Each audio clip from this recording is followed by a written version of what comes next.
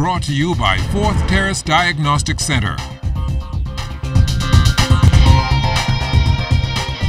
Welcome to sports, everybody. The National Family Island Regatta taking center stage this week, and for the latest, we head back down to Exuma, where our Jimmy DeSwain is standing by. Jimmy, good night. Good evening, Johnny, and good evening, Bahamas. Day 2 of sailing is now won for the books as sailors inch closer to the top prize and, of course, bragging rights. The biggest news of the day, though, was from regatta officials who were forced or unable to get the first series class race A due to insufficient winds. Sailors were at the starting point late this afternoon, hoping that the winds would pick up, but they never did, so organizers were forced to cancel today's race. Now, earlier in the day, though, we did have races in the B, C, and D classes. For the B Cup Series races, Lonesome Dove was first, Lady Sonia was second, and third was Susan Chase. In the C-class races, the top 3 finishers, Zena took the first place, Bull Reg in second, and in third position, the Witty K. And in the first series race of the day with Class E Series, winning that series was Judgment Day. Second was Gold Rush, and third was Lady Kayla. Now, races are expected to continue tomorrow in all classes, Johnny. And, of course, cameraman Ashley Taylor will be there for all of the highlights, which we will bring to you. Back in studio to you, Johnny. Thanks a lot, Jimmy. Well, the University of the Bahamas Mingo is doing big things at the Penn Relays in Philadelphia. After day 1 of the decathlon, Ken Mullings, he held a lead by 166 points on day 2, which was Wednesday. He started off winning the 110 hurdles in 15.04. He was third in the pole vault, clearing 12.5. He was second in the javelin, a heave of 162.2. Third in the discus, a heave of 112.1. And then in the final event, the grueling 1,500 meters, he came around third in 5 minutes, 0.84 seconds. And that was good enough for a total of 6,930 points and the championship, 427 points ahead of second place. A great performance there.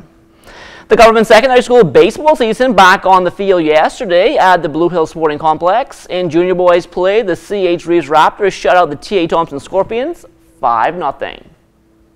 My team is pretty much a freshman team, and we'll be building this year.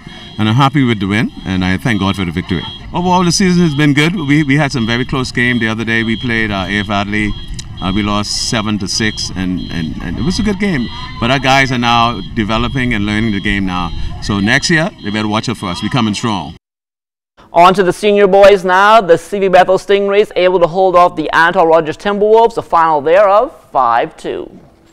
It's a good performance. The guys actually, I see some improvement based on when we start practicing. It's a lot of improvement, and I think at the end of the day, we'll be in the championship playing for the trophy. The Junior Baseball League of Nassau with some makeup games this week. In junior division action yesterday, the First Caribbean Mariners, they got the best of the Builders Mall Genesis Indians 10-6. They still made some good plays. They still swing the bat kind of well. So we were able to capitalize on some of the errors that they made. But I tell them I'm not comfortable with it. Though we win, but I'm not comfortable the way we played. They didn't play as good as they need to play going into the playoff because we're in the playoff mode. So we have another 3 or 4 more games before the playoff, right? And so the guys is not up to par, and so they can do some running after we finish. We are defending champion, 2-time champion. So we're looking forward to going to repeat it for the 3rd time. The Providence Basketball Club Spring Showcase taking place this week at the Donald Davis Gym. A number of repeat coaches and scouts are in town. I see a lot of new faces. I'm looking for some new pieces because we have a lot of guys that are leaving. But I mean, it's always interesting when you come down here. You never know what you can find. That was our first year having Bohemian kids, and I thought they did a great job. Love the morals and values and the character that came in and just helped change the climate, at the school, and academically did well as well. So with our first opportunity to work with them, now I'm back here again. So that's a testament to what they've done last year. The great thing about last year is we were able to get some kids to come to some college camp out in California and some parts of the other parts of the western states, Florida, of course, with NFEI and other schools. So yeah, it was a real success. The visit here last year really helped us get some kids an opportunity to get some looks. In addition to the returning coaches, there are some first-timers as well. The kids back home, you know, a little more catered, more relaxed. But these kids, I mean, they see a way to get out, so they play hard. And I know they've been in here like 3 hours already, and they still playing hard. I see about 3 or 4 kids in here that are really, really good that could, you know, go over to the United States and probably play Division I basketball. The Bahamas Amateur Boxing Federation held elections last weekend, and it ended with a bit of controversy. Winners don't complain, losers whine. As far as I'm concerned, no controversy.